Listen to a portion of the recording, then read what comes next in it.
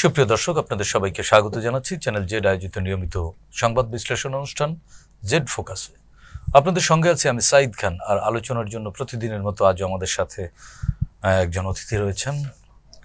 আমাদের সাথে আছেন লেফটেন্যান্ট কর্নেল অবসরপ্রাপ্ত শামসুজ্জামান খান। তিনি রাজনৈতিক বিশ্লেষক এবং নিরাপত্তা নিয়ে কাজ করেন, নিরাপত্তা বিশ্লেষক।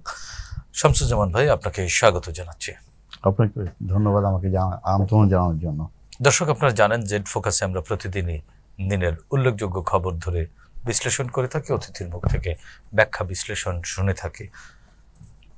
আজ আমাদের কাছে যে হাতে যে খবরগুলো আছে সেগুলোর অধিকাংশই বাংলাদেশ সহ দক্ষিণ এশিয়ার সবচেয়ে বেশি যে আলোচিত বিষয় সেটি হচ্ছে ভারত পাকিস্তান উত্তেজনা এক প্রকার কনভেনশনাল ওয়ারের পথেই এগিয়ে যাচ্ছে এরকম ইঙ্গিত, এবং দুই দেশেরই সেরকম কথাবার্তা শোনা যাচ্ছে। যদিও সারা বিশ্ব থেকে এই যুদ্ধ বন্ধ করবার জন্য বা দুটি দেশকেই সংযত আচরণ করবার জন্য আহ্বান জানানো হয়েছে। খোদ মার্কিন যুক্তরাষ্ট্র, জাতিসংঘ এবং বাংলাদেশের যারা অন্তর্বর্তীকালীন সরকার রয়েছেন, যে সকল ক্রিয়াশীল রাজনৈতিক দলগুলো রয়েছেন, সবার পক্ষ থেকে কিন্তু আহ্বান জানানো হয়েছে প্রতিবেশী রাষ্ট্র হিসেবে। শামসুজ্জামান ভাই, আপনার কাছ থেকে জানতে চাই, ভারত পাকিস্তান এক প্রকার আমরা মনে করেছিলাম যে এটা একটা প্রক্সি ওয়ার হবে, কিন্তু পর্যায়ক্রমে সেটি কনভেনশনাল ওয়ারের পথেই এগোচ্ছে। আপনি কিভাবে এটিকে ব্যাখ্যা বিশ্লেষণ করবেন? ধন্যবাদ সাইদ খান। আপনি খুব বলবো যে আজকে যে প্রশ্নটা আপনি আমাকে করলেন এটা এখন কিন্তু টক অফ দি আমাদের স্পেশালি ওয়ার্ল্ড। আর আমি যদি বলি আরো স্পেসিফিক্যালি তাহলে আমাদের সাউথ এশিয়ান রিজনের জন্য হয়ে দাঁড়িয়েছে। এটা আমাদের মাথা ব্যথার কারণ হয়ে গেছে। আমরা তো প্রতিবেশী, তো আমাদের এর ভিতরে দুজনের একজন আমাদের প্রতিবেশী, আর একজন একসময় আমরা একসাথে ছিলাম। আমরা যৌক্তিক কারণে আমরা গ্রেটার ভার্সনে তারাও আমাদের প্রতিবেশী, কারণ তাদের সাথে আমাদের অনেক ব্যবসা বাণিজ্য এগুলো আছে, এখনো আছে, অতীতেও ছিল। তো এই দুটো দেশ আসলে তাদের বৈরিতা কিন্তু আজকের না, এটা আপনি ধরে নিতে পারেন সে খুব পুরান। সেই আপনার রাজনৈতিক তাদের মতাদর্শের ডিফারেন্স তো ব্রিটিশ যখন রুল করছে আমাদের এই 200 বছর তখনও ছিল তাদের ভিতরে, কিন্তু যখন 1947-এ যখন ভাগ করে দেওয়া হলো তখন দেখেন যখন দুটো দেশ ভাগ হলো, পাকিস্তান এবং ভারত নামে দুটো দেশে জন্ম হলো, মাত্র তার 1 বছরের ভিতরেই কিন্তু 1948-এ আমরা একটা যুদ্ধ দেখতে পেলাম। এটি ছিল কিন্তু রেড ক্লিফ লাইন নিয়ে এক ধরনের দ্বন্দ্ব ছিল। হ্যাঁ হ্যাঁ হ্যাঁ। তো ওইটা আপনার কাশ্মীরই, কিন্তু আবার সাবজেক্টটা খুব ইন্টারেস্টিং যে কাশ্মীর একটা প্রিন্সলি স্টেট, কাশ্মীর একটা প্রিন্সলি স্টেট। এটা মহারাজা হরি সিং এটা কিন্তু কিনে নিয়েছিল এদের কাছ থেকে, ব্রিটিশদের কাছ থেকে 50 লক্ষ রুপিতে, আমরা জানি, হিস্ট্রি ইতিহাস বলে তাই। এবং যখন ভাগ করা হলো এই ইন্ডিয়া পাকিস্তানকে, তখন কিন্তু কাশ্মীর নিয়ে মহারাজা হরি সিংকে কিন্তু একটা সিদ্ধান্ত নিতে বলেছিল ব্রিটিশরা, কিন্তু উনি নিতে পারেন নাই। আপনি দেখেন তখন উনি সিদ্ধান্ত নিতে ব্যর্থ হলেন। তারপরে কি হলো, ওনাকে একটা খুব পিকুলার একটা স্ট্যাটাস কো দেওয়া হলো, দিয়ে কাশ্মীরকে তার রেখে দিল। এবং এর পরবর্তীতে আমরা দেখতে পেলাম যে ইন্ডিয়ান 370 আর্টিকেল, ইন্ডিয়া আস্তে আস্তে কাশ্মীরকে গ্র্যাব করা শুরু করলো। উইদিন এ ইয়ার পাকিস্তানি ওদিক থেকে তারা একটা লঞ্চ করলো, অ্যাটাক লঞ্চ করে টোরে কাশ্মীর 3টা ভাগে বিভক্ত হয়ে গেল। পাকিস্তান প্রায় 32,000 বর্গমাইল নিয়ে নিল, ইন্ডিয়া নিল প্রায় 40,000 বর্গমাইল, আর ওইদিকে আকসাই চীন করে ফেললো, আপনার চীনের কাছে চলে গেল 14,000 বর্গমাইল। 86,000 বর্গমাইল পাকিস্তানের ভূখণ্ডটা 3টে ভাগে বিভক্ত হয়ে গেল, কাশ্মীরের ভূখণ্ডটা। কাশ্মীরা কিছুই করতে পারলো না। এখন Kashmir has become battlefield. কাশ্মীরিদের জমিতে যুদ্ধ করে অন্য দুটো দেশ, একটা ইন্ডিয়া একটা পাকিস্তান। ওরা বলে তুই পাকিস্তানি, তুমি অকুপাইড কাশ্মীর, এরা বলে ইন্ডিয়ান অকুপাইড কাশ্মীর। কাশ্মীর তো কাশ্মীরিদের, তো তোমরা দুজন এখানে যুদ্ধ, তোমরা অন্য প্রান্তে যা যুদ্ধ করো, হতে পারে না। তো এটা একটা ব্যাটেল ফিল্ড হয়ে গেছে। 1948-এ করলো, 1965-এ করলো, তারপরে আপনার 1971-এ এখানে যখন হচ্ছে তখন কিন্তু ওয়েস্ট ফ্রন্টে কিন্তু যুদ্ধ এসকালেট করছে ইন্ডিয়া পাকিস্তানের ভিতরে। এরপরে আপনি কার্গিল ওয়ারে আবার আমরা দেখতে পেলাম। প্রতিবারই কিন্তু কাশ্মীরি নিরীহ জনগণ ভিকটিম, কাশ্মীরের ব্যবসা বাণিজ্য ভিকটিম, কাশ্মীরা যে আপনার নর্মাল লাইফ তাদের আপনার হয়ে যায়। এখন যেটা ঘটতেছে, আমি এটাকে একটু পিছনে টেনে নিয়ে যাব। আপনি যদি লক্ষ্য করে থাকবেন যে এই মোদি সরকার ক্ষমতায় আসার পর থেকে আপনি গুজরাট রাইটটার কথা মনে আছে যে Right. গুজরাটে মুসলিম নিধন করা হলো একটা ঘটনার প্রেক্ষিতে ট্রেনের আগুন বাবরি লাগা। মসজিদ হ্যাঁ। এবং তারপরে দেখেন বাবরি মসজিদ 92-তে হলো, একটার পর একটা, তার আগে বাবরি মসজিদ আরো আগে হয়েছে।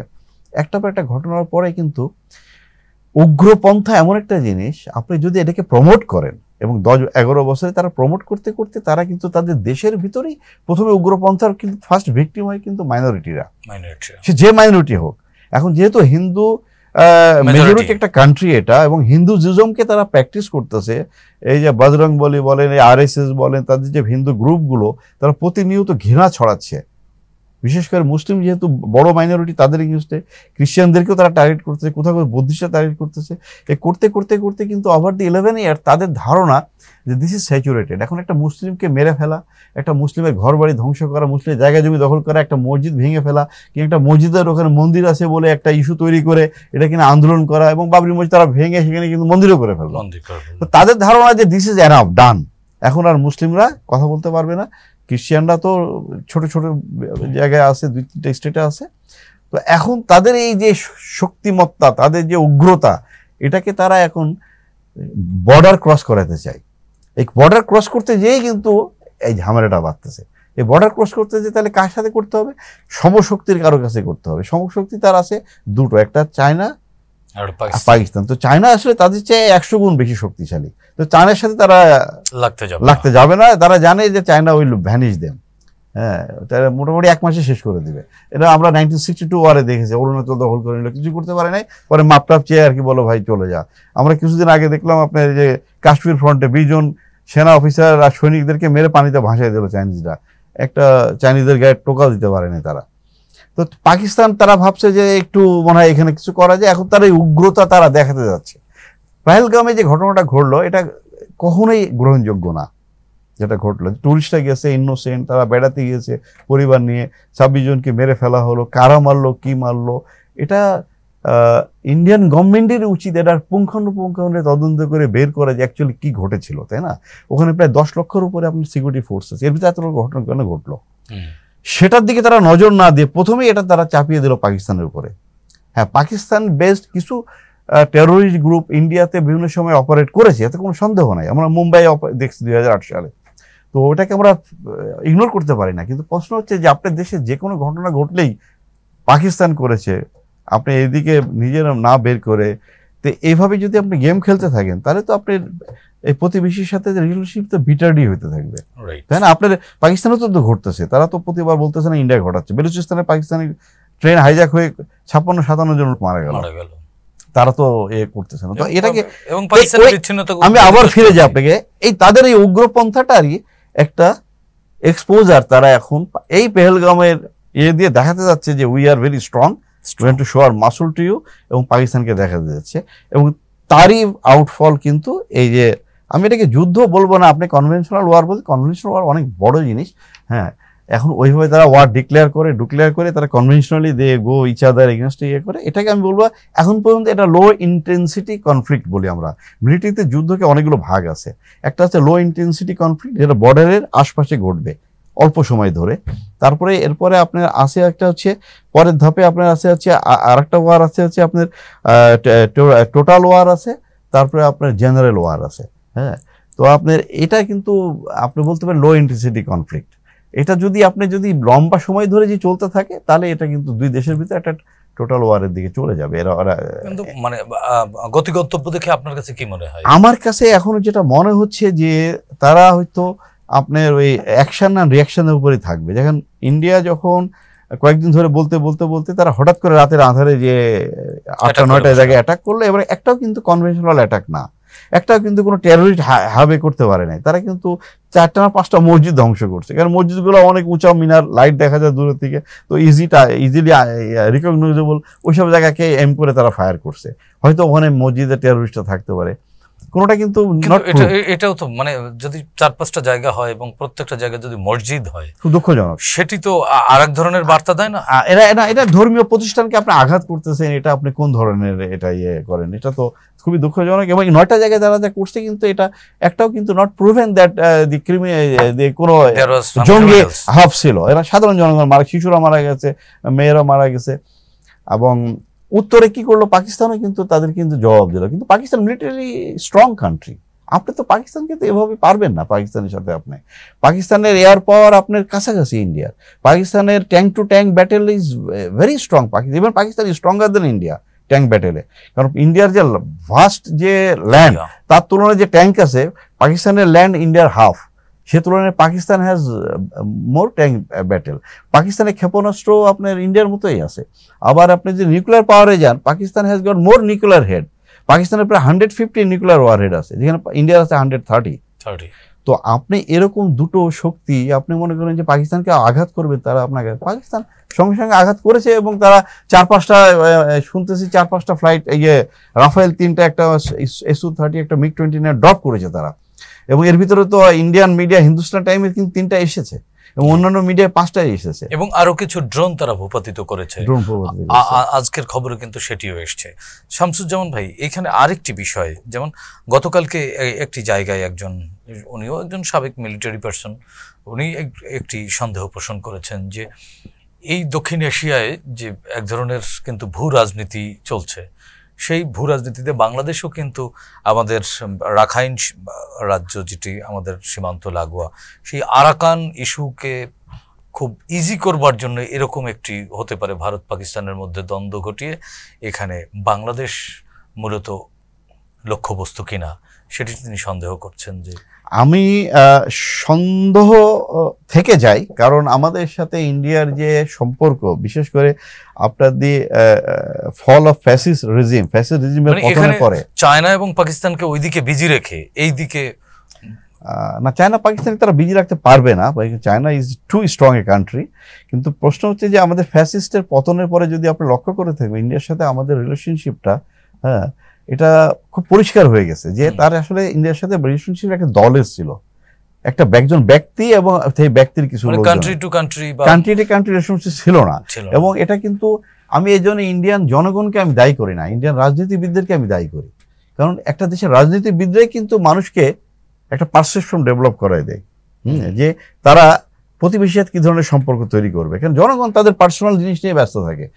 যখন একটা এই বিশেষ করে কংগ্রেস বিজেপি পরপর দুটো সরকার 15টা বছর ধরে ফ্যাসিস্টকে যেভাবে সাপোর্ট দিয়ে, এবং আপনার ফল যেভাবে সাপোর্ট দিচ্ছে, তাতে করে আমাদের সন্দেহ থেকে যায় যে ইন্ডিয়া পাক ওয়ারের পাশাপাশি তারা আমাদেরকে নিয়ে কি ভাবছে, তাই না? এখন রাখাইন স্টেট সাবজেক্ট যেটা আপনি আমাকে তুললেন এখানে, রাখাইন স্টেট সাবজেক্টটা কিন্তু ইন্ডিয়ার জন্য কমফোর্টেবল না, কিন্তু এখন ইন্ডিয়া তো ইন্ডিয়ার হয়ে কাজ করছে কিনা সেটিও দেখার বিষয় না, ওটা আমরা ভাবতে পারি। আমাদেরকে সতর্ক থাকতে হবে। যেমন আপনি দেখলাম যে আপনি খাগড়াছড়িতে পুশিং করছে তারা, এখন ঘটতেছে ঘটনা কিন্তু আপনার ওয়েস্ট ফ্রন্টে, কাশ্মীরে, আর এদিকে তারা প্রায় 100 জনকে পুশিং করার জন্য ব্যস্ত হয়ে গেছে। হ্যাঁ, তো তারা এদিকে হয়তো আমাদের রিয়াকশনটা দেখার চেষ্টা করতেছে যে বাংলাদেশ কোন দিকে আছে। হ্যাঁ, যদি আজকে সত্যি যদি একটা টোটাল ওয়ারের দিকে এসকালেট করে, এই দুটো দেশের যুদ্ধটা যদি একটা লং এনগেজমেন্টে চলে যায়, তাহলে বাংলাদেশকে তো এফেক্ট করবে, অবশ্যই, তাই না? এফেক্ট করবে বিভিন্নভাবে। কারণ আমাদের ফ্লাইট এফেক্টেড হচ্ছে, অলরেডি হচ্ছে, আমাদের ফ্লাইটগুলো নিয়ে চিন্তা করতে হচ্ছে, এটা ঘুরিয়ে নিতে হবে। তারপরে দেশের সাথে বাণিজ্যের বিষয় আছে। তারপরে এখানে আপনার আবার রিলিজিয়াস ফ্যাক্টর নিয়ে আমাদের অনেকে আছে, এগুলো আবার খুব বড় করে দেখার চেষ্টা করে। যদিও যুদ্ধে আপনার রিলিজিয়াস ফ্যাক্টরটা, আপনার যুদ্ধের যে ল অফ আনকনফ্লিক্ট আছে, যুদ্ধের যে আপনার জেনেভা কনভেনশন রুলস গুলো আছে, এগুলো দ্বারা নিয়ন্ত্রিত। এবং আরেকটি জিনিস আপনি খেয়াল করেছেন কিনা, আপনি তো নিশ্চয়ই রাজনীতি সচেতন মানুষ হিসেবে, আমাদের সোশ্যাল মিডিয়ায় কিন্তু গত 2-3 দিন ধরে একটি ট্রেন্ড দেখা যাচ্ছে, সেটি হচ্ছে যে ইন্ডিয়া বিরোধী যে মানসিকতা সেটি আরো প্রকট হচ্ছে, এবং যে পাকিস্তানে যে হামলা করলো, এই কাশ্মীরে যে হামলা করলো বা পাকিস্তানে হামলা করলো, সেটিকে বাংলাদেশের সাধারণ মানুষ কিন্তু সামাজিক যোগাযোগ মাধ্যমে এক ধরনের নেতিবাচক মনোভাব ব্যক্ত করা শুরু করেছে, এবং পাকিস্তানের পক্ষে কিছুটা মতামত যাচ্ছে, ভারতের বিপক্ষে তারা মতামত দেওয়ার চেষ্টা করছেন। এই বিষয়টিও তো ধীরে ধীরে ঘনীভূত হতে পারে। এটিও তো এক ধরনের মানে চিন্তার কপালে ভাঁজ ফেলে কিনা। আমি বিষয়টা আমি ইতিমধ্যে আপনাকে বলতেছিলাম যে আসলে ইন্ডিয়ার সাথে আমাদের রিলেশনশিপটা এজ এ মানে বিগ নেভার হিসাবে, মানে যেখানে থাকার কথা সেখান থেকে অনেক দূরে চলে গেছে, অনেক দূরে। মানে দেখেন 53-54 বছর পরে সম্পর্কটা খুব কাছাকাছি থাকার কথা, আর একটা মেকি সম্পর্ক তৈরি হয়ে গেছিল গত লাস্ট 15 ইয়ার্স। এটা একটু ড্যামেজিং অবস্থা, কোনো রিলেশন ছিল না, এটা ছিল মালিক ভৃত্যের মতো সম্পর্ক হয়ে গেছে, যেটা আমাদের ইয়াং জেনারেশন এবং আমরা যারা বুঝি মধ্য, আমরা কিন্তু এখন শুধু এটা মাত্র একটা হিসাবের ভিতরে, একটা ইমোশনের ভিতরে চলে গেছে। মানে এত বেশি হেট্রেড ছড়ানো হয়েছে ইন্ডিয়া থেকে, প্রতিবেশী ইন্ডিয়াকে শত্রু মনে ভাবা চলে আসছে, যেটা কাম্য নয়। হ্যাঁ, যেটা কাম্য নয়, একটা নেবার আমার কেন শত্রু ভাববো আমি তাকে, এটা কিন্তু সাইকোলজিক্যাল থিংকিং। হ্যাঁ, এবং এর জন্য আমি বলবো ইন্ডিয়া এককভাবে দায়ী। এই পুরো দায়িত্ব ইন্ডিয়াকেই নিতে হবে, যে তারা একটা অনিয়মতান্ত্রিক ফ্যাসিস্ট একটা রেজিমকে শর্তহীনভাবে তাদের স্বার্থে সাপোর্ট দিয়ে পুরো বাংলাদেশের জনগণকে একটা লাইনে দাঁড় করিয়ে দিল। হ্যাঁ, এতে আমাদের সুবিধা হয়েছে, একটা আমাদের ইউনিটি গড়ে উঠছে, জাতিগত ঐক্য গড়ে উঠছে, আমাদের জাতিগত নিরাপত্তাও তো ঐক্যর সাথে সাথে হয়তো ঐক্য আপনাকে একসাথে কাজ করার সুযোগ দেবে, কিন্তু আমি একটা বড় নেবার যার সাথে আমার বিশাল একটা বাণিজ্যিক একটা সমঝোতা আছে, যেখানে তার পাশাপাশি বসবাস করে একসাথে থাকা লাগবে আমাকে, সেখানে আমি যদি আবার যদি আমাদের সিকিউরিটি কনসার্ন হয়ে দাঁড়ায়, তখন কিন্তু আপনার ইকোনমির উপরে ইফেক্ট পড়বে, আপনার সিকিউরিটি তো বাদই দিলাম, আপনার ডিপ্লোমেসির উপর ইফেক্ট পড়বে, আপনার ডিফেন্স সিকিউরিটি রিলেটেড যে বিষয়গুলো আছে সেগুলো নিয়ে আপনাকে ভাবতে হবে। তার মানে আপনার ভাবনা, আপনার অর্থনৈতিক ব্যবস্থাপনা, আপনার সামাজিক ব্যবস্থাপনা, আপনার মানুষের মনস্তাত্ত্বিক যে চিন্তা ভাবনা, সব কিছুর ভিতরে কিন্তু নতুন করে একটা সাবজেক্ট ঢুকিয়ে দেওয়া হলো। এবং একই সঙ্গে আপনি আরেকটি জিনিস দেখেন যে এই রিজিয়নে যদি এরকম অস্থিরতা থাকে, সেক্ষেত্রে আমাদের টোটাল রিজিওনাল ব্যবসা বাণিজ্য সবচেয়ে বেশি ক্ষতিগ্রস্ত হবে। এবং বাংলাদেশ একটি ভঙ্গুর অর্থনীতির দেশ, এই গত 15 বছরে তো একেবারে তলানিতে পড়ে গেছে। সেই জায়গা থেকে যখন একটু ঘুরে দাঁড়াবে, ঠিক তখনই এরকম আঞ্চলিক যে অস্থিরতা, সেটি বাংলাদেশকে তো আরেক ধরনের নতুন চ্যালেঞ্জের মুখে ফেলছে কিনা। না, এটা এই চ্যালেঞ্জগুলো আপনাকে নিতে হবে, এগুলো আপনি নিতে হবে। আমাদের একটা অ্যাডভান্টেজ আছে কি, যে আমাদের বে অফ বেঙ্গলে আপনার দিয়ে এই সাইডটা এফেক্টেড হবে না, কারণ বে অফ বেঙ্গল এফেক্ট হবে না, কারণ পাকিস্তানের সাথে তাদের যে এনগেজমেন্টটা, যদি সি এনগেজমেন্টও হয়, এটা air of sea is likely to be more affected ওই সাইডটাতে। আর আপনি যে চ্যালেঞ্জটা বললেন যে আমাদের অর্থনীতিটা গত 15 বছরে খুব এলোমেলো হয়ে গেছিলো, তো এটাকে আমরা রিস্ট্রাকচারিং করছি। আপনি দেখতে পাবেন যে এখানে এটা গ্রাফ ইজ গোয়িং আপ। তো এই সময় এই ধরনের একটা এনগেজমেন্ট ইন্ডিয়া পাকিস্তানে কিছুটা প্রভাব ফেলবে, তবে এটা খুব বেশি প্রভাব ফেলবে না আমার বিশ্বাস, কারণ আমাদের বাণিজ্যের একটা বড় অংশ আমাদের চায়নার সাথে আছে। আমাদেরকে এখন যে মায়ানমার সাবজেক্টটাকে আমাদের খুব বুদ্ধিমত্তার সাথে হ্যান্ডেল করতে হবে, কারণ বড় একটা লোড আমরা নিয়ে রাখছি। রোহিঙ্গা, রাখাইন দেখে মনে হচ্ছে যে খুব শিগগিরই একটা ইন্ডিপেন্ডেন্ট স্টেট তারা ডিক্লেয়ার করবে। রাখাইন এই স্টেটটার সাথে আমাদের রিলেশনশিপটাকে আমাদের নতুন করে ভাবতে হবে, কারণ অতীতে সরকার ভাবে নাই। এমনকি যদি রাখাইন ইন্ডিপেন্ডেন্ট স্টেট হিসেবে ডিক্লেয়ার করে, সেক্ষেত্রে আমার যে সীমান্ত, সেই সীমান্তে কোনো প্রভাব ফেলবে কিনা? কারণ আরাকানের যে আর্মি, তারা তো আর মিয়ানমার জান্তা আর্মির অংশ না বা মিয়ানমারের পার্ট না। সেক্ষেত্রে তারা এখনো পর্যন্ত যেহেতু স্বাধীন রাষ্ট্র, সেহেতু তাদেরকে বিচ্ছিন্নতাবাদী বলতে হবে। একটি স্বাধীন রাষ্ট্র হিসেবে অন্য আরেকটি স্বাধীন রাষ্ট্রের যে কোনো বাহিনী সম্পর্কে মন্তব্য করতে গিয়ে, তো বিচ্ছিন্নতাবাদীরা যদি এই জায়গায় শক্তিশালী হয়, সেক্ষেত্রে তার ওই স্টেটটি হচ্ছে একটি বুদ্ধিস্ট স্টেট হবে, কারণ আরাকান আর্মি তো বুদ্ধিস্ট। আর এখানে যারা বাংলাদেশে এই মুহূর্তে শরণার্থী হিসেবে যারা আছে, তারা তো মুসলিম। তো বুদ্ধিস্ট স্টেটে মুসলিমদেরকে অ্যালাউ করবে কিনা, সেক্ষেত্রে স্থায়ীভাবে বাংলাদেশের ঘাড়ের উপরে এই শরণার্থীরা। আমার আগে একটা আপনার সাথে এই রাখাইন স্টেট নিয়ে বেশ লম্বা একটা ডিসকাশন আমি বলেছিলাম, যে ওখানে প্রায় 31 লক্ষ লোক বসবাস করে 36,000 স্কোয়ার কিলোমিটার জায়গাতে। 31 লাখের ভিতরে তো 8-9 লাখ আমাদের কাছে পাঠিয়ে দিয়েছে, এখন যেটা 15 লাখ পাঠিয়ে দিয়েছে অল মুসলিম। অ্যানাদার 3.5 লাখ মুসলিম আছে, বাকি বুদ্ধিস্ট। তো ওখানে 76% মুসলিম, 76% বুদ্ধিস্ট, আর 21% মুসলিম, অল্প কিছু খ্রিস্টান, হিন্দু, অন্যান্য চাকমা, আপনার বার্মিজ, এগুলো অল্প অল্প করে আছে, আর 1-2% করে। তো আপনার প্রশ্নটা আছে, যখন রাখাইন যখন ইন্ডিপেন্ডেন্ট কান্ট্রি ডিক্লেয়ার করবে, তখন কিন্তু তাদেরকে কিন্তু নতুন করে চিন্তা করতে হবে। তখন কিন্তু তারা বাংলাদেশ হয়ে যাবে বিগ নেবার তাদের কাছে, তখন স্মল নেবার না, কিন্তু বিগ নেবার। এবং তাদের একটা স্ট্রিপ কান্ট্রি উইথ বে অফ বেঙ্গল। হ্যাঁ, তাদের কিন্তু আমরা চাইলে কিন্তু তাদেরকে বন্ধ করে দিতে পারবো আমাদের নেভাল পাওয়ার দিয়ে। তারা কিন্তু মিলিটারি এত পাওয়ারফুল কিছু না, ছোট্ট একটা দেখেন আপনি হিউম্যান করিডোর কিছু কেন বলতেছে তারা জানে যে যদি ইন্ডিপেন্ডেন্ট ডিক্লেয়ার করে মায়ানমার যদি তার ওই সাইডটা ছেড়ে দিল এই জায়গাটুকু তার সাইডটাকে ক্লোজ করে দেয়, যদি চাইনিজ সাপোর্ট বন্ধ হয়ে যায়, ইন্ডিয়ার সাথে তাদের বর্ডার নাই কিন্তু রাখাইনের, একমাত্র বাংলাদেশ, হ্যাঁ চীন স্টেটের সাথে বর্ডার, তার একমাত্র বাংলাদেশ, ঠিক আছে না, তখন কিন্তু মিয়ানমারের, হ্যাঁ চীন ও মিয়ানমারের, তো আপনি তখন কিন্তু they will be more dependent on Bangladesh. এবং এই ছোট্ট একটা জায়গা স্ট্রিপ এবং এই পপুলেশন এবং এই military strength they can't fight out in Bangladesh. তো তখন বাট আমাদেরকে এটা চিন্তা করতে হবে, এরা একটা রঘু কান্ট্রি, এরা রেবেলরা একটা দেশকে স্বাধীন করলো, এরা তো ইন্টারন্যাশনাল নর্মস রুলস রেগুলেশন কিছুই মানে না। এরা ভিতরে যখন ধরা পড়বে দেখবেন যে শরণার্থীর মতো মাপ চাইবে, আবার ফিরে যায়, কিন্তু আবার they will behave like a আপনি ক্রিমিনাল অর ইনসার্জেন্ট। তো এটা একটা নতুন চ্যালেঞ্জের দিকে আমরা যাচ্ছি। আবার এই রোহিঙ্গা গুলো কিন্তু ওই লাইন থেকে ফিরে আসছে, মায়ানমার তো নেবে না, তাহলে এগুলোকে তো আমাদের দিতে হলে তো রাখাইনেই দিতে হবে। কাজে আমাদের কিন্তু উইক পয়েন্ট এটা যে 9 লক্ষ রাখাই রোহিঙ্গা নিয়ে বসে আছি, যে রোহিঙ্গা যে জায়গাগুলো হারিয়েছে সেই জায়গাগুলো কিন্তু আর মায়ানমার কাছে নাই, এটা চলে গেছে রাখাইন স্টেটস এর কাছে, আরাকান আর্মির কাছে। হ্যাঁ, ওরা তো 1989 জায়গাটার নাম আরাকান স্টেট থেকে রাখাইন স্টেট করছে। তো আপনি আরাকান আর্মি জায়গা নিয়ে নিছে মায়ানমারের, কিন্তু লোকগুলো আমাদের দেশে পাঠিয়েছিল মায়ানমার। আরাকান আর্মিকে ফেরত দেওয়া, তাদের সাথে ডায়লগ করা, তাদেরকে বুঝিয়ে তাদের ভালো সম্পর্ক করে এগুলোকে ফেরত দেওয়া একটা হিউজ চ্যালেঞ্জের ভিতরে পড়ে গেছি আমরা। জি, আমরা আসলে নানান বিষয়ে আলোচনা করলাম। আমরা আমাদের অভ্যন্তরীণ রাজনীতি নিয়েও এক ধরনের টানপেরন চলছে রাজনৈতিক দলগুলোর মধ্যে। অন্তর্বর্তীকালীন সরকারের পক্ষ থেকে বলা হচ্ছে যে নির্বাচন দ্রুতই দিবে এবং গণতন্ত্রায়নের পথেই বাংলাদেশ এগিয়ে যাবে। আমাদের অর্থনৈতিক চ্যালেঞ্জ আছে, রাজনৈতিক চ্যালেঞ্জ আছে। সামগ্রিকভাবে বিএনপিও বড় রাজনৈতিক দল বা দায়িত্বশীল রাজনৈতিক দল হিসেবে বিএনপিও এখনো পর্যন্ত যথেষ্ট দায়িত্বশীল আচরণ করছে। সামনের রাজনীতি কিভাবে দেখছেন? কারণ ভোটের ডিমান্ড দিন দিন প্রকট হচ্ছে।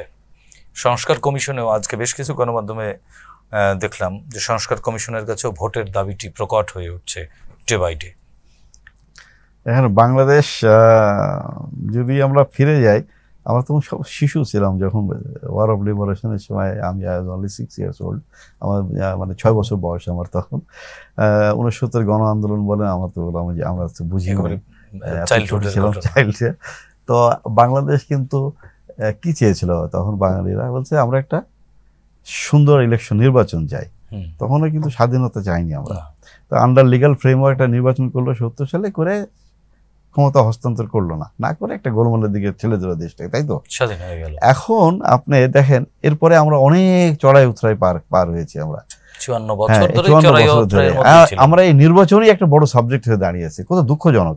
এবং দেখুন বাংলাদেশে যত চড়াই উতরাই বলেন বা যত থ্রেটের মুখে পড়েছে সব কিন্তু নির্বাচনকে কেন্দ্র করেই, আর কোনো ইস্যু নেই, শুধুমাত্র নির্বাচন। যেমন শেখ মুজিব ভালো নির্বাচন দিতে চায়নি, বাকশাল তৈরি করলো, সেই জায়গা থেকে 75 তৈরি হলো।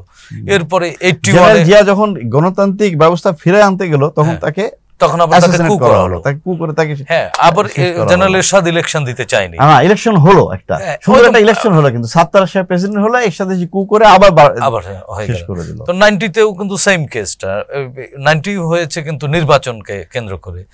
24ও কিন্তু ভোট না দিতে পারার দীর্ঘ ক্ষোভের জায়গা থেকে হয়তো শেষ পর্যন্ত মানে জুলাই গণ অভ্যুত্থান হচ্ছে পরিণতি। আমি এটাকে পরিণতি বলবো। জুলাই গণ অভ্যুত্থান, জুলাইটা ছিল পরিণতি, কিন্তু সংগ্রামটা ছিল 17 বছরের রাজনৈতিক দলের। তো সেই জায়গা থেকে আমাদের তো ভোটের কারণে দেশ সৃষ্টি হয়েছে, ভোটের কারণে ক্ষমতার পালাবদল হয়েছে, কু হয়েছে, পাল্টা কু হয়েছে। এই 25 সালে দাঁড়িয়ে আপনার কি মনে হয় এই জায়গাটা? না, এখানে ভোট নিয়ে অনেক কথা হচ্ছে, হওয়াই স্বাভাবিক। দেখেন, যে কোনো একটা ডেমোক্রেটিক কান্ট্রিতে ডেমোক্রেসি কিন্তু ডেমোক্রেসি একটা কি, গণতন্ত্র হচ্ছে একটা যুক্তিতর্কে আপনাকে ভিতর দিয়ে একটা দেশ এগিয়ে যাবে, এবং সেখানে যুক্তিতর্কে যে জিনিসটা মনে হবে যে এটা করা উচিত সেটাই করবে, মেজরিটি পিপল যেটা ভাবে সেটাই।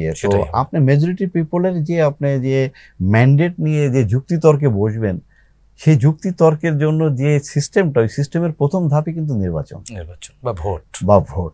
তো মেজরিটি লোকের তো কথা তো আপনি তো রেকর্ড করে করে প্রতিদিন বলতে পারবেন না যে এই সবাই এটা বলছে কাজে এটা, তাহলে আপনি কি করেন, একটা ফ্রি ফেয়ার ক্রেডিবল ইলেকশন করবেন, করে সেখানে তারা যাকে নির্বাচিত করবে তারা যে তাদের পক্ষ হয়ে কথা বলে দেশটাকে একটা সুন্দর গণতান্ত্রিক সরকার সৃষ্টি করবে। তো সেইটা যখন মানুষ চাচ্ছে জুলাই আগস্টের পরে, আমরা দেখলাম যে বহু ধরনের কথা হচ্ছে, এমনকি আমাদের বর্তমান যে উপদেষ্টা অনেকে বলতে জনগণ চাচ্ছে আমরা 5 বছর থাকি, কিছু কিছু উপদেষ্টা এমন কথা বলতে চায়, খুব অবাক হই। না, কিন্তু প্রফেসর ইউনূস কিন্তু একবারও বলেননি। না, প্রফেসর ইউনূস স্যার তো আমাদের আইকন, প্রফেসর ইউনূস স্যার ভুল করতে পারেন না। আমাদের সবচেয়ে বড় উইন্ডোটা, আমাদের অহংকার, আমাদের উইন্ডো, আমাদের আইকন, এবং স্যার ভুল করতে পারেন না, উনি ভুল করবেনও না আমার বিশ্বাস। হ্যাঁ, আর ওনাকে আমরা অন্য জায়গায় বসিয়ে রেখে দেশের মানুষের সবার একটা শ্রদ্ধার পাত্র উনি, এবং উনি কেয়ারটেকার সরকারের প্রধান বলে আমরা খুব আশা করে আছি, অন্তর্বর্তীকালীন সরকারের আশা আছি যে খুশি করে। তবে সংস্কার কমিশনকে নির্বাচন, সবাইকে নির্বাচনের কথা বলছে, আমাদের 2-1টি দল নির্বাচনটাকে নিয়ে একটু হালকা বলছিল, বাট তারাও দেখলাম যে শফিক সাহেব তো বলে দিলেন যে ফেব্রুয়ারি ম্যাক্সিমাম এপ্রিলের ভিতরে হওয়া উচিত। আমাদের এনসিপি নতুন যে তরুণ যে ছেলেগুলো একটা দল গঠন করেছে, হ্যাঁ, তারাও কিন্তু নির্বাচনে এখন ভাবছে তারা যে আসলে তো নির্বাচনই চূড়ান্ত ফয়সালা, হ্যাঁ, যার মাধ্যমে সত্যিকার অর্থে আমরা একটা গণতান্ত্রিক পরিবেশে একটা সুন্দর রাজনীতি করতে পারবো। এবং আপনি খেয়াল করবেন যে হাসান আব্দুল্লাহর উপর যে অ্যাটাকটা হলো, এটা কিন্তু এই যে অ্যালার্ম, এটা মানে একেবারে প্ল্যান্ড, একটা প্ল্যান অ্যাটাক। তার মানে এরকম অ্যাটাক তারা ভবিষ্যতে আরো হবে। এবং আমাদের এখানে তো সেই আওয়ামী হ্যাজিমনি থেকেই গেছে, আমরা তো আসলে হ্যাজিমনি মুক্ত এখনো হইনি। না, আওয়ামী তো আপনার এই যে হয়তো 500-700 পলায়ন, ধরে নিলাম 45,000ই পালিয়েছে। হ্যাঁ, তো আপনি আবার পালাইছে কোথায় দেখেন, আমাদের নেবার কান্ট্রিতে, যে তাদের সবচেয়ে বড় হচ্ছে মুখপাত্র আর কি, সাপোর্টার। আমি তো আওয়ামী রাজনীতি থেকে বলি যে খুব দুঃখের সাথে বলতে হয়, কারণ একটা রাজনৈতিক দল তারা একটা এক্সটেন্ডেড প্ল্যাটফর্ম হয়ে গেছিল ভারতের। এরা রাজনৈতিক দল ছিল না, এরা হয়ে গেছিল ভারতের একটা এক্সটেন্ডেড অংশ আর কি, অতিরিক্ত অংশ হয়ে গেছিল, মানে বিজেপির ওভারসিজ ভার্সন হয়ে গেছিল।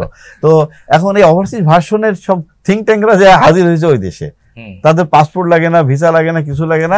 আমাদের সালাউদ্দিন সাহেব যে ওখানে দেখেন তাকে 7 বছর জেল খাটতে হয়েছে। হ্যাঁ, কত ধরনের আইনের মুখোমুখি হইতে হয়েছে। আর গতকাল দেখলাম বাহাউদ্দিন নাসিম সাহেব বিলাসী ফ্ল্যাট কিনছেন, ঘর সংসার শুরু করে দিয়েছেন, অনেকে আবার নামও বদল করেছেন। তো আমি আপনার সাথে একমত যে একটি সুন্দর নির্বাচন, আমি বিশ্বাস করি এটা ডিসেম্বর থেকে ফেব্রুয়ারি মার্চের ভিতরে হওয়া খুব যুক্তি, হয়তো হয়ে যাবে সেই জায়গা থেকে, আমি আশা করি। এবং আমরা শেষ করব 1-2 মিনিটের মধ্যে, সেটি হচ্ছে বেগম খালেদা জিয়ার বাংলাদেশে ফিরে আসা। এবং আমরা যা দেখলাম ওনার ফিরবার পরে উনি বেশ সুস্থ আছেন আগের চেয়ে, এবং পায়ে হেঁটে নিজের বাসভবনে ঢুকেছেন। এটি আসলে জাতিগতভাবেই আমাদেরকে এক ধরনের ভালো লাগা জন্ম দিয়েছে আমাদের মধ্যে। সবাই দলমত নির্বিশেষে সবাই বেগম জিয়ার এই ফিরে আসাটাকে ইতিবাচকভাবে দেখছেন। আপনি বাংলাদেশের রাজনীতিতে এর কোনো ইতিবাচক প্রভাব পড়বে কিনা, বা বেগম খালেদা জিয়া বাংলাদেশের এই মুহূর্তে সবচেয়ে কাঙ্ক্ষিত মানুষটি, সেই জায়গা থেকে আপনি কিভাবে দেখেন? আমি যেহেতু আপনি বলছেন খুব কম সময়ের ভিতরে, আসলে উনি বেগম খালেদা জিয়া আমাদের এমন একটা ম্যাগনিটিউডে পৌঁছে গেছেন, এমন একটা জায়গায় অবস্থান করছেন, ওনাকে নিয়ে কিন্তু আপনার 1-2 মিনিট না 2-3 ঘন্টা ধরে কথা বললেও কম বলা হবে। আমি খুব বেশি মানে ইয়ে করতেছি না যে আমি তাকে এক্সাজারেট করতেছি না, আমি এটা সত্য। উনি গৃহিণী থেকে উনি রাজপথে এসেছে, রাজপথ থেকে উনি রাষ্ট্র পরিচালনার দায়িত্ব পেয়েছেন, এবং দুইবারই কিন্তু উনি চমৎকারভাবে রাষ্ট্র পরিচালনা, ওনার সম্পর্কে নেগেটিভ কথা বলার সুযোগ নেই। উনি প্রুভ করেছেন যে উনি রিয়াল সহধর্মিণী ছিলেন আমাদের শহীদ প্রেসিডেন্ট জিয়াউর রহমানের, তার আদর্শকে উনি ধারণ করতেন। আমি ছোট্ট করে বলি, দেখেন শহীদ জিয়া যখন মারা গেলেন 1981 সালে মেতে, তখন আমাদের ভারপ্রাপ্ত চেয়ারম্যান যে তারেক রহমান, উনি কিন্তু আন্ডার এজড, হি ওয়াজ 17-18 ইয়ার্স ওল্ড। হ্যাঁ, একেবারে শৈশব, তার ক্লাস 12-এর স্টুডেন্ট।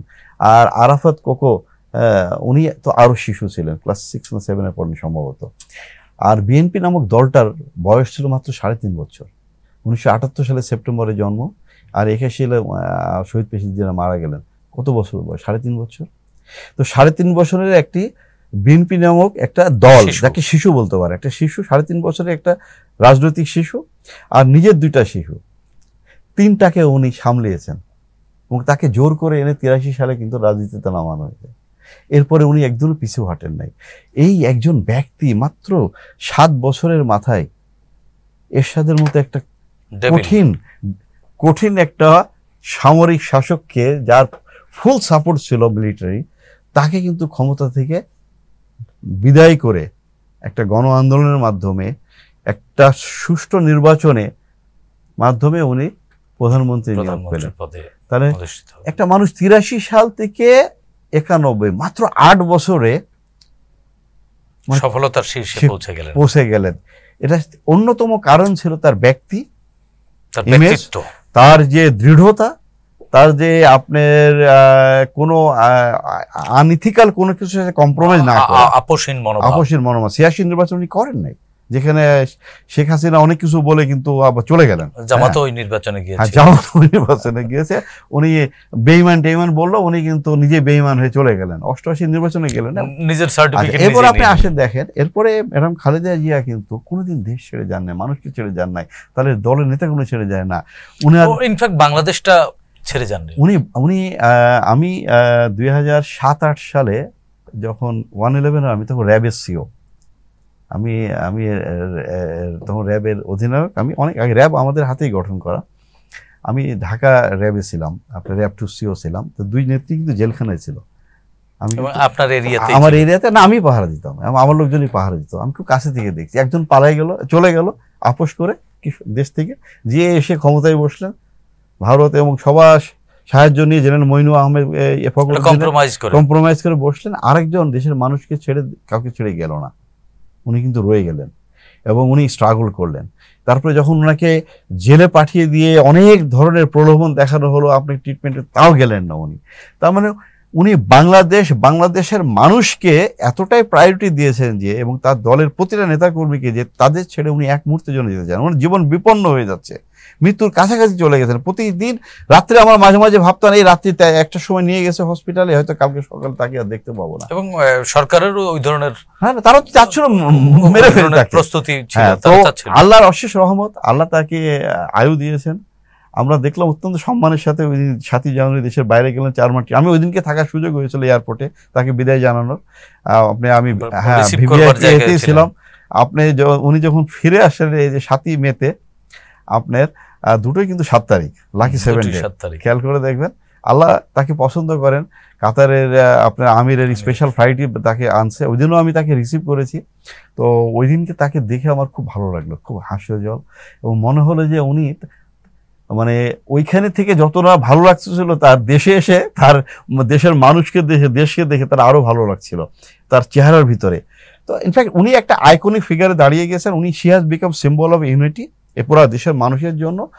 আমি পার্সোনালি মনে করি, হয়তো এটা বলা বেশি হবে কিনা, আমার মধ্যে খুব ছোট একজন আপনার আমি বিএনপি খুব বড় রাজনীতিক না, আমি ছোট। আমার আপনি তো একজন নাগরিক, এবং তবে হ্যাঁ, আমি সেনাবাহিনীতে প্রায় 31 বছর চাকরি করেছি। আমার অভিজ্ঞতা থেকে খুব কাছে থেকে তাকে দেখেছি, বেগম খালেদা জিয়াকে সেনাবাহিনী অফিসার হিসেবে দেখেছি, প্রাইম মিনিস্টার তাকে, এবং এখনো আমি গত প্রায় 7-8 বছর আমি বিএনপি রাজনীতির সাথে আপনার জড়িয়ে গিয়েছি। She has cross the level, মানে তিনি বিএনপির যে একটি রাজনৈতিক দলের যে চেয়ারম্যানের ওই অবস্থান থেকে আরো অনেক উপরে চলে গেছেন। আমার তো মনে হয় একটা সময় আসবে ওনাকে হয়তো ওই প্ল্যাটফর্মে আমাদের দাঁড়াতে হবে, যেখানে she is the unity and symbol of the whole country, এবং মানুষ তাকে সেখানে দেখতে চায়। এবং আপনার তার দেখবেন যাওয়া আসার সময় মানুষের স্বতঃস্ফূর্ততা, এবং তাকে নিয়ে দেখবেন যে কোনো নেগেটিভ কমেন্ট কেউ কখনো করে না, ইভেন সোশ্যাল মিডিয়াতেও করে না, কিন্তু নেগেটিভ কমেন্ট করার সুযোগ নেই তাকে নিয়ে। হ্যাঁ, এবং শেখ হাসিনা সরকার সেটি চেষ্টা করেও ব্যর্থ হয়েছে তাকে নিয়ে। হ্যাঁ, এরকম একটা ক্যারেক্টারকে যদি আমি কখনো বিএনপিকে যদি স্যাক্রিফাইস করতে হয় যে না, উনি আমাদের না, উনি সব দেশের নেতা, এমনও হইতে পারে হয়তো বিএনপির যে পোস্টার আমরা গ্রামে গঞ্জে দেখি, যেখানে আমার মাঝে মাঝে খারাপ লাগে দেখে, যে আমি নিজেও বিএনপির একজন কর্মী হিসাবে অনেকে লোকজনের ছবি থাকে, তার সাথে ওনার ছবি মানায় না। বিএনপির কিছু কিছু কর্মী ছবি থাকে, হয়তো এটা নিয়ে BNP, Tarique Rahman is very serious, উনি কিন্তু পোস্টার পছন্দ করেন না। বিএনপি দলগতভাবে এটি ভাববেন। হ্যাঁ, তারেক রহমান আমাদের ভারপ্রাপ্ত চেয়ারম্যান পছন্দ করেন না, উনি কিন্তু অলরেডি বলেছেন যে তোমরা পোস্টার বন্ধ করো। উনি কিন্তু আপনি দেখবেন ঢাকা শহরের পোস্টার কম, বাইরেও কম। হয়তো আমরা একটা সময় আসবে আমরা ম্যাডামকে হয়তো অনেক উপরে কোনো একটা জায়গায় দেখতে চাই। আল্লাহ যেন ওই সুযোগটা আমাদেরকে করে দেন, জাতীয় ঐক্যের প্রতীক, ঐক্যের প্রতীক হিসেবে দেখতে চাই। এবং আমি আল্লাহর প্রার্থনা করি আল্লাহর কাছে, আল্লাহ যেন তাকে দীর্ঘায়ু দেয়, আরো সুস্থ রাখেন তাকে। জি, ধন্যবাদ শামসুজ্জামান ভাই। প্রিয় দর্শক, আমরাও বিশ্বাস করি আসলে এরকম ব্যক্তিদের হাত ধরেই আমাদের যে ঐক্য গড়ে উঠেছে, সেই ঐক্যের পথ ধরে আমরা এগিয়ে চলব এবং আমরা আর পেছনে পড়ব না।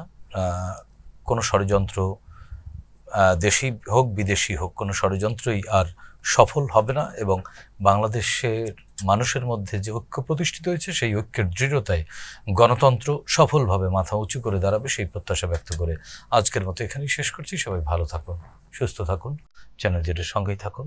খোদা হাফেজ।